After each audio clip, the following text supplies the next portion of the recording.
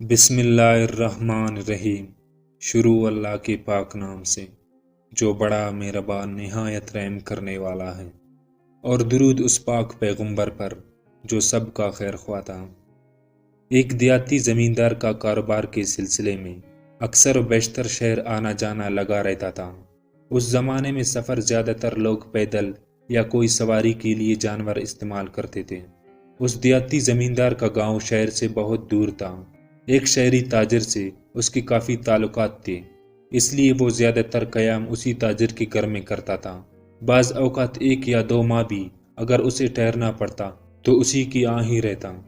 वो शहरी ताजिर उसकी खूरदनोश और हर तरह की ज़रूरियात बखुशी पूरी करता था। जब वो ज़मींदार अपने गांव वापस जाने लगता तो शहरी ताजिर और उसकी बीवी बच्चों को अपने गांव आने की दावत देता। एक दफ़ा उस ज़मींदार को बाज़ ज़रूरी कामों की वजह से उस ताजिर के यहाँ 2 से 3 माह तक क़याम करना पड़ा। काम पूरा करने के बाद जब वो गांव वापस जाने लगा तो उसने फिर तकाजा किया कि जनाब, आप मुझे शर्मिंदा कर रहे हैं। मैं आपकी एहसानात मेहमान नवाजी के नीचे दब गया हूँ। इन दिनों हमारे गाँव में मौसम बहार की फ़िज़ा बड़ी खुशगवार होती है। हर तरफ सब्ज़ लहलहाता है, रंग बरंगे फूल झूमते हुए नज़र आते हैं। आप लोग देखेंगे तो खुश हो जाएंगे। इस साल अपने बाल बच्चों की अमरा ज़रूर तशरीफ़ लाएं। एक दिन शहरी ताजिर के बच्चों ने कहा, अब्बा जान, चांद, बादल और साया भी सफ़र करते हैं। आपने अपने देहाती दोस्त की मेहमान नवाजी में कोई कसर नहीं छोड़ी। उस बेचारे को भी अपनी एहसानात का हक अदा करने का एक बार मौका दीजिए। आप सफ़र से क्यों घबराते हैं? शहरी ताजिर ने कहा, तुम सच कहते हो, लेकिन दानाओं ने कहा है कि जिससे तुमने भलाई की हो उसकी शर से बचो। हद से ज़्यादा दोस्ती का नतीजा दुश्मनी होता है। दूसरा, उसके गांव तक पहुंचने के लिए हमें जंगल व बयाबान और सहरा से गुजरना पड़ेगा। सफ़र तकलीफदह और बड़ा ख़तरनाक है। शहरी ताजिर की फर्जिंदों ने बरदारान यूसुफ अलैहिस्सलाम की तरह कहा, हम जंगल में सैर करते करते और खेलते कूदते चलेंगे। मगर वो ये ना समझ सके कि जानबाजी और हज़रत यूसुफ अलैहिस्सलाम की तरह जुदा और गिरफ्तार बला होना पड़ेगा। किसी के कहने पर जान को मुसीबत में नहीं डालना चाहिए। एक दफ़ा बाज ने मुर्गाबी का शिकार करने के लिए उसे ये कहकर पानी से बाहर निकलने को कहा कि भाई मुर्गाबी, आजकल खेतों में बड़ी बहार है, रंग बरंगे कंदरीजे लहलहा रहे हैं। मगर अक्लमंद मुर्गाबी ने जवाब दिया, तुम्हें ये पुरफिजा बहार मुबारक हो। हमें पानी का असर काफ़ी है, हम उसी पर ही कनाहत करते हैं। तकदीर किसी तदबीर से नहीं टल सकती। बच्चों की इसरार पर शहरी ताजिर के तमाम अहले बेकार हो गए। आखिरकार सफ़र इख्तियार करने और गिरफ्तार मुसीबत होने पर मजबूर हो गया। चुनांचे उन्होंने सामान सफ़र बांधा और बड़ी खुशी खुशी उस उम्मीद पर घर से निकले कि दावत देने वाला बड़ी ज़मीनों और बागात का मालिक है। वो हमें अपनी जान से अजीज़ रखेगा। मगर उन्हें ये याद नहीं था कि गाँव में अहमक लोग भी रहते हैं जिनके पास रहने से अकल बेनूर हो जाती है। शहरी ताजिर ने अहले बैत समेत खुशी खुशी जंगल सहरा का रुख किया। उन्होंने समझा कि सफ़र से बादशाही मिलती है। इलाल सफ़र ई से बदर कामिल बनता है। हज़रत यूसुफ अलैहिस्सलाम को भी घर से निकलकर बादशाही मिली। उसी उम्मीद पर उन्होंने दिन को सूरज की गर्मी बर्दाश्त की और रात को अख्तर शुमारी की। राह सफ़र की सख्ती गांव जाने की खुशी में बेश्त मालूम हुई। उनकी दिलों में गांव की पुरबहार फ़िज़ा बसी हुई थी। अहले दुनिया का कायदा यही है कि वो मकसद को हासिल करने के लिए तरह तरह की तकलीफ़ें बर्दाश्त कर लेते हैं। ताजिर और उसके अहल व अयाल का भी यही हाल था। उनकी ख्याल में ये था कि गांव में हर किस्म की आसाइश उनका इंतज़ार कर रहे हैं और हमें वहां पहुंचकर ऐशो आराम मिल जाएगा।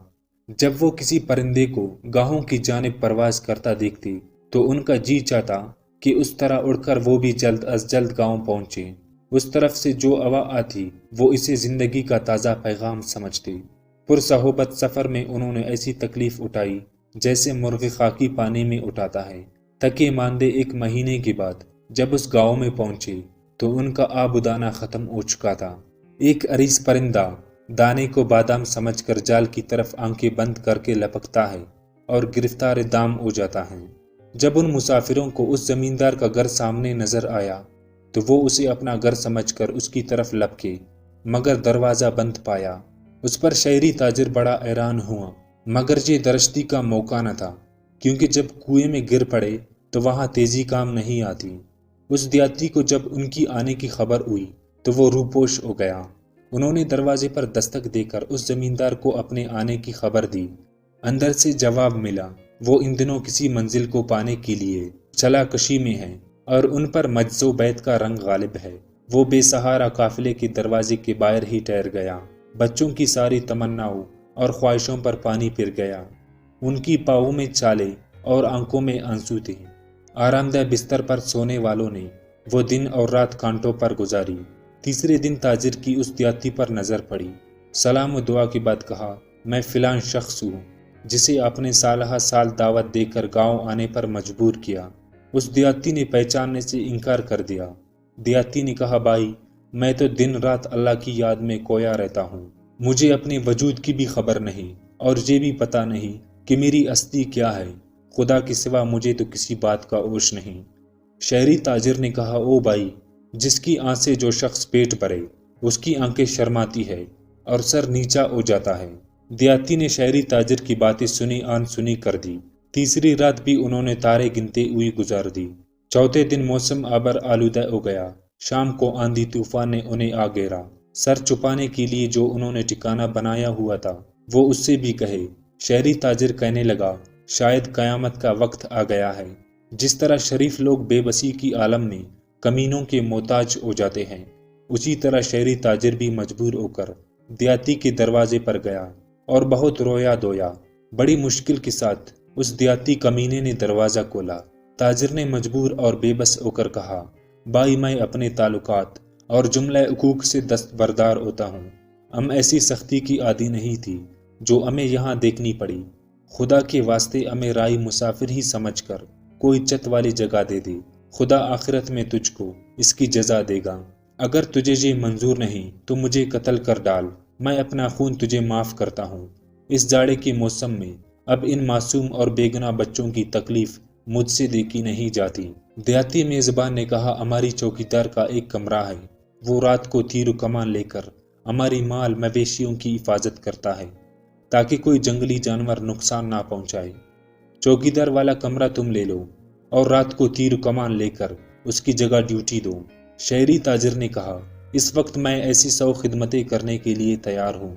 اگر جنگلی جانوروں کی بنک بھی میرے کانوں میں پڑ گئی تو آواز پر تیر چلا کر اس کو ہلاک کر دوں گا۔ غرض اس وعدے پر وہ اپنے اہل و عیال کو باغبان کی کوٹری میں لے گیا۔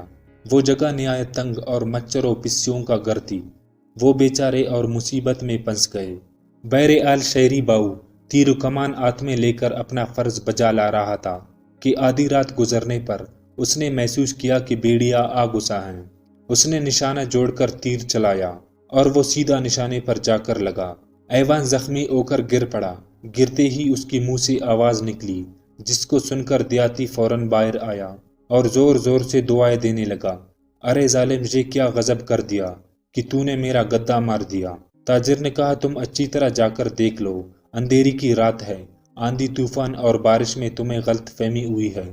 دیہاتی نے کہا، خواہ کیسی ہی زور کی آواز چل رہی ہو، مجھے اپنے گدے کی آواز کی ایسی شناخت ہے جیسے شراب اور پانی کی 100 جانوروں کے ریوڑوں میں بھی اپنے گدے کی آواز پہچان لیتا ہوں۔ یہ سن کر شہری تاجر کی صبر کا پیمانہ لبریز ہو گیا۔ اس نے اسے گریبان سے پکڑ لیا اور کہا، اے بے حیا، تو نے تاریکی اور جاڑے کے موسم میں اپنے گدے کی آواز پہچان لی اور اپنے 10 سالہ کے رفیق کو نہ پہچان سکا۔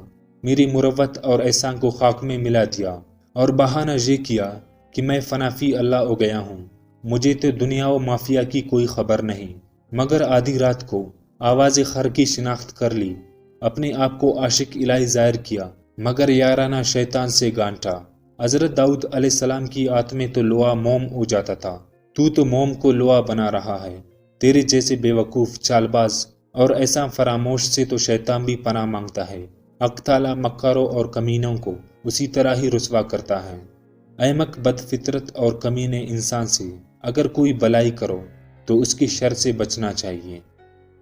اور محترم دوستو، ان لفظوں کے ساتھ ہماری ویڈیو اگر آپ کو اچھی لگی تو ہمارے چینل صابر وائس اسٹوڈیو کو سبسکرائب اور بیل آئیکن کو ضرور پریس کریں۔ تاکہ ہماری ہر نئی اپڈیٹ آپ کو مل سکے، اور دعا ہے کہ اللہ تعالیٰ آپ سب کو ترقی اور خوب کامیابی عطا فرمائیں۔